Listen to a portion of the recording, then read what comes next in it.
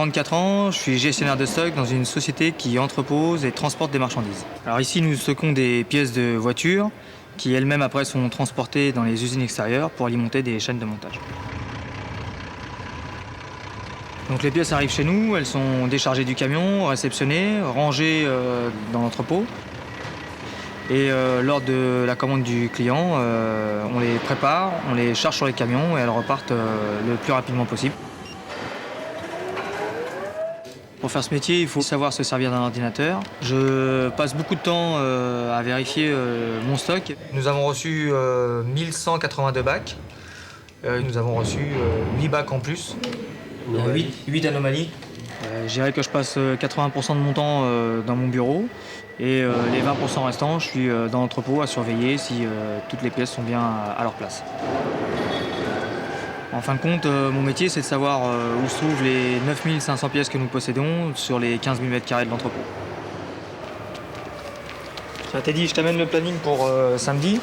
Ok, bon, pour samedi. Donc, je travaille avec le responsable d'exploitation qui, lui, gère les transports et les chefs d'équipe et les caristes. Merci bien. Au revoir. Pour faire ce métier, il faut être calme, rigoureux et minutieux. On ne peut pas se permettre une erreur. Donc mon rôle à moi, c'est d'assurer les bonnes préparations de commandes, même quand je ne suis pas sur le site. Il faut que j'ai les pièces assez rapidement. Non, voilà. Ok, d'accord. Merci. On a envoyé une fois une pièce qui n'était pas bonne chez le client et le client a été obligé d'arrêter sa chaîne de montage. C'est dur à gérer puisque il faut malheureusement réexpédier des pièces bonnes chez le client et dans les plus brefs délais puisque tout ce qui est arrêté nous est facturé après. Ce qui me plaît dans ce métier, c'est que gérer un grand entrepôt pareil, c'est une grande responsabilité, c'est une belle expérience.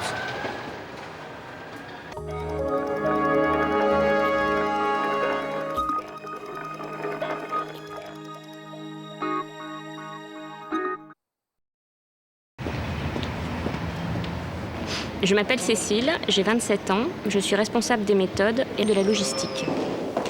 Mon rôle, c'est de trouver des solutions pour régler ou pour éviter les problèmes qui peuvent se poser sur le parcours des produits de notre entreprise jusque chez le client.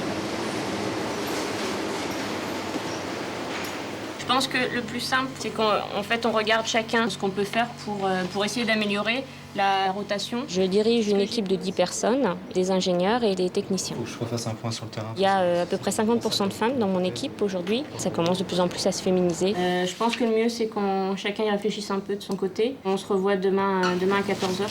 Alors, ce qui est important, c'est d'être bien organisé, de savoir planifier et aussi d'anticiper les problèmes. Et une autre qualité qui est très importante, c'est la communication. J'essaie de passer le plus de temps possible sur le terrain avec les personnes de l'entrepôt pour connaître les problèmes à régler. Alors, par exemple, pour faciliter le travail des caristes, on a modifié les chariots élévateurs.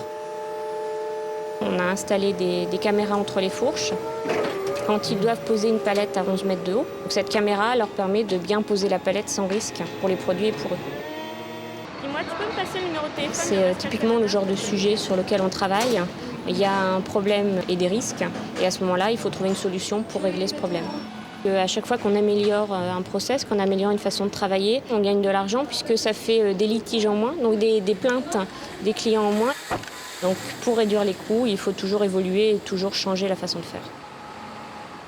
La partie la plus intéressante, c'est quand il y a le stress et quand il y a la montée en puissance, quand on met en place quelque chose, quand on est tenu par les délais, quand il faut mobiliser tout le monde.